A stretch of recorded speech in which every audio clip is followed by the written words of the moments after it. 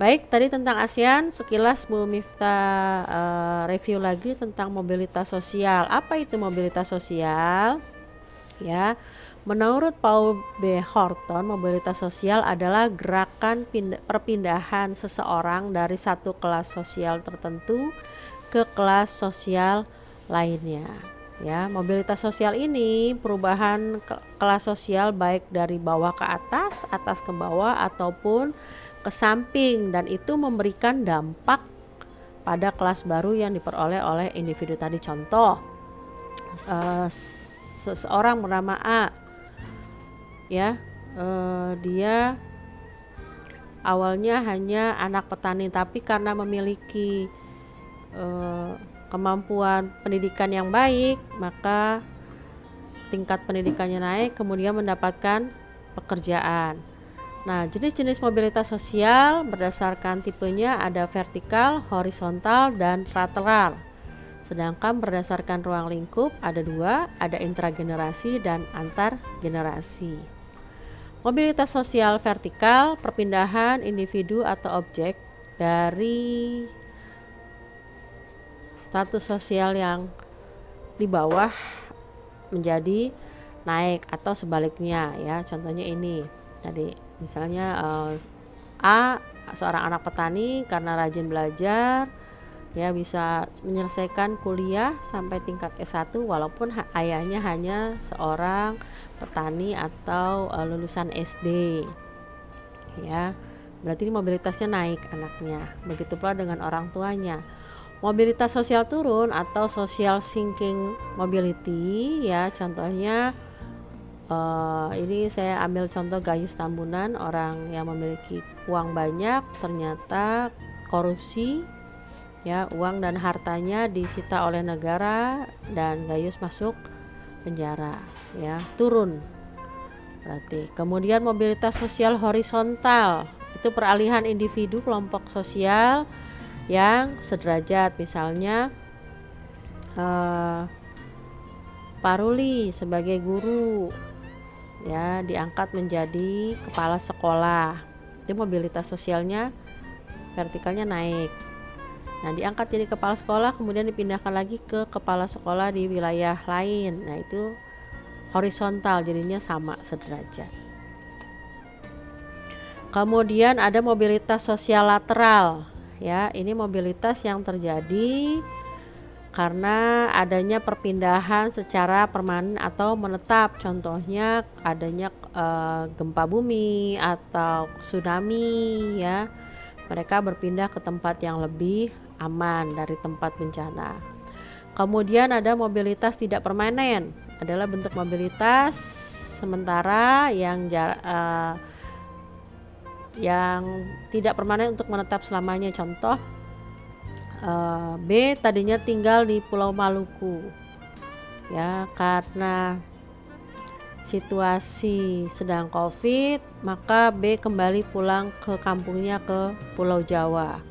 Tapi nanti kalau kondisi COVID sudah berakhir, maka B akan kembali lagi ke Maluku karena memang B sudah membuka usaha atau memiliki rumah di sana. Jadi itu tidak permanen, contohnya seperti itu. Kemudian ada mobilitas intragenerasi. Mobilitas intragenerasi adalah mobilitas yang dialami oleh seseorang, ya, mengalami perubahan sosial sepanjang hidupnya, mulai dari lahir sampai meninggal dunia.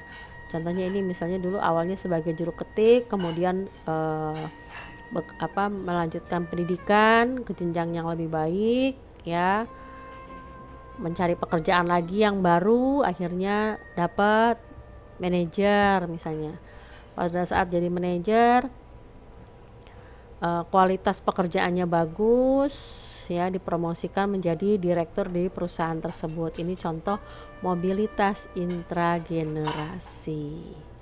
Ya, kemudian mobilitas antar generasi adalah mobilitas yang terjadi antar dua generasi atau lebih.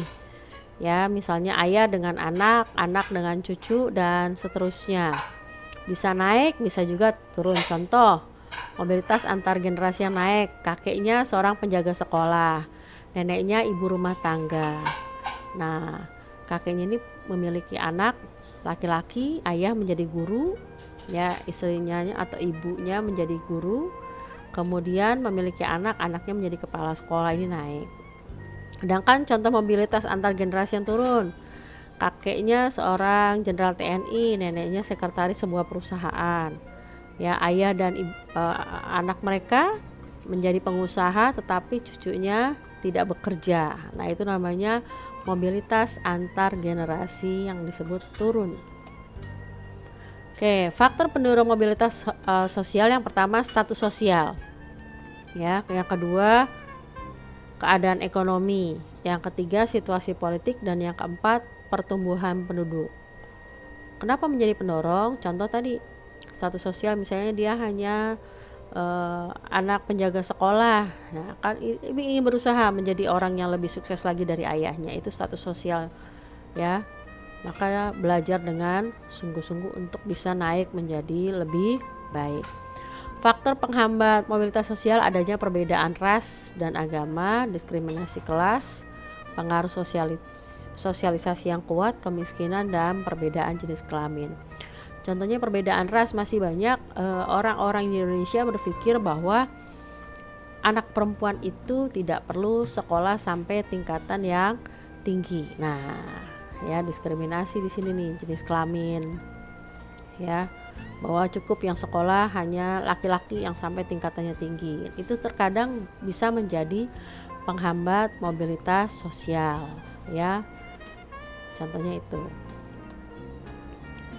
Kemudian saluran mobilitas sosial secara vertikal, angkatan senjata, lembaga keagamaan, pendidikan sekolah, dan perserikatan ekonomi. Dampak dari mobilitas sosial, yang pertama mendorong seseorang untuk maju, yang kedua mempercepat perubahan sosial, yang ketiga menimbulkan kecemasan, yang keempat keretakan hubungan, dan yang kelima menimbulkan pertentangan atau konflik baik pribadi, antar kelas, kelompok maupun generasi. Baiklah anak-anak, akan kita bahas lagi lebih lanjut di Telegram. Terima kasih atas perhatiannya. Selamat siang. Billahi taufiq wal hidayah. Wassalamualaikum warahmatullahi wabarakatuh, dan tetap semangat, ya.